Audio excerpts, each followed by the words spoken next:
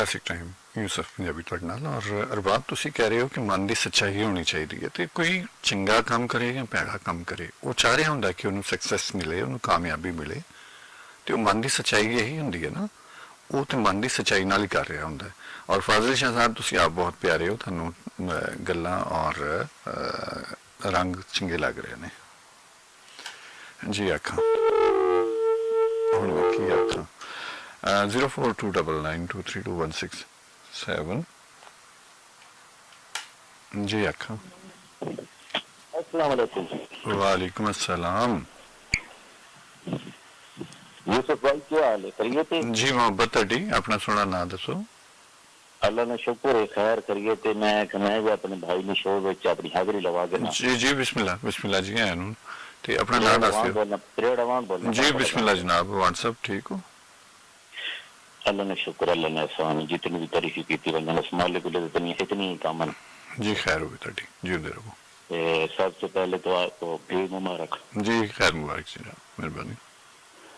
ते मैं कि चलो मैं भी अपनी बहन मारिया शहजादी ने बताया, मैं कि चलो मैं भी अपने भाई ने शो विच हाजिरी लगा के ना तुसी मौजू ते अगर गल करो तो ज्यादा चंगा लगेगा। मौजू ते गल करने हैं कि जेड़ा तुसां टॉपिक है कि उसनो ये सोचना चाहिए कि किसी की मैंने अपनी अपनी जुबान से गल करो और उसके बाद अपनी जुबान से गल करो ना, मुद्दा अपनी जुबान जी, अपनी जुबान से गल करो। अल्लाह नी रजा जेड़ी वो समझनी चाहिए। ठीक है। अल्लाह नी रजा समझनी चाहिए ते उस तो बाद भाई अल्लाह नी रजा, अल्लाह नी रजा बंदा किवें समझसी? अल्लाह नी रजा, अल्लाह नाल मुलाकात ते नहीं ना होई नहीं। भाई अल्लाह ने अहकामात ते अमल करना ही उसने रजा है ना। जी जी जी ते वो अमल करना पिया है ते वक्त भी काम नहीं होना। बिल्कुल बिल्कुल। बात ते मैं वही कहना आखना पां कि अल्लाह जो भी करे ना चंगा करे ना। अल्लाह ते चंगा ही करे ना, अल्लाह ते चंगा ही करे ना। भी साडी अपनी सोच है ना, भी ऐसा समझने आ भी ये चंगा नहीं होना पिया जी।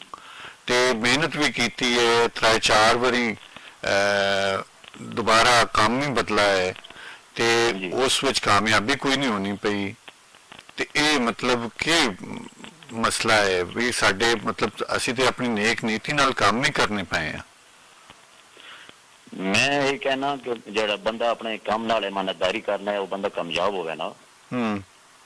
ते उस तो बाद जेड़ा काम मैं मलिक साहब यही गल करना पिया भी जे वाकई कामयाबी नहीं होनी, बंदा 2-3-4 दफा काम करना जी तो मुख्तलिफ काम करना। भी एक दफा वो सोचा भी ये काम जो ना मैं किया शायद रब की रजा नहीं है इस काम में, तो दूआ काम करके ना ठीक है तो वो भी कर लिया तो वत भी उसको कामयाबी नहीं होनी जी।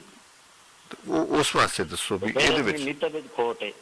नीयत विच खोट किवें हो सकनी? कोई बंदा चाहना भी उसने कामयाबी ना होवे, उसने काम विच कामयाबी ना होवे। जी भाई ये तो दो शयां ने ना, एक है तुहाडी मेहनत, एक है तुहाडी मेहनत। तेरे साहब मेरी गल सुनो, एक है तुहाडी मेहनत, एक है तुहाडी किस्मत। मियां मोहम्मद बख्श साहब फरमाने ने भी माली ना कम पानी देना, भर भर मशकां पावे, मालिक ना कम फल फुल लाना, लावे या ना लावे। जी जी जी बिल्कुल। दो अलग-अलग काम ने मेरा ख्याल है। मैं मतलब तुहाडे कोल पुछना पिया, तुसीं सियाणे बंदे हो इस वास्ते क्या ख्याल है? चलो मेरे माइंड विच नहीं आना पे मारिया शहजादी ने मुझे दसा मैंने। हाँ मैं माइंड विच नहीं आना पे क्योंकि शुरू तो स्टार्टिंग विच नशरियात नहीं आनी। अगर बरसाने पर थे तो चलो बंदा को थोड़ा जा पहले ज़हन बना के ना हम टॉपिक स्टार्टिंग तो द शो ते बहुत चंगा लगा तुसां ना आवना, बहुत चंगा लगा ते तुसां आया करो जी। हैं क्लासिक टाइम बहुत मेहरबानी कि अगर चाहो तो सिर्फ 2 बॉल सुना दे, सिर्फ 2 बॉल जी। बिस्मिल्लाह। लाला तो फैलवीन है जी सुनाओ। सब सुनने वालों को सलाम कहूंगा, सब सुनने वालों को ईद मुबारक कहूंगा।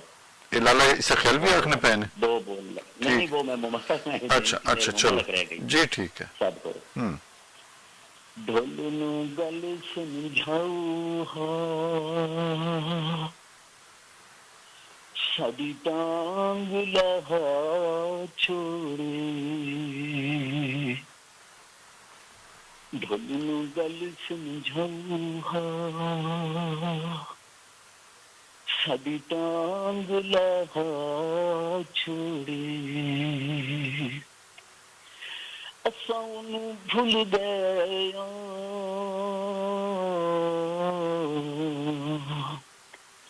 असां ओनू भुल गए और सानू ओ भी भुला छोड़े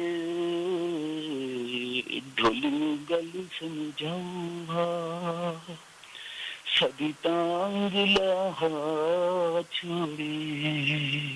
वाह जी, बहुत मेहरबानी। मेहरबानी, शुक्रिया जनाब, रब रख।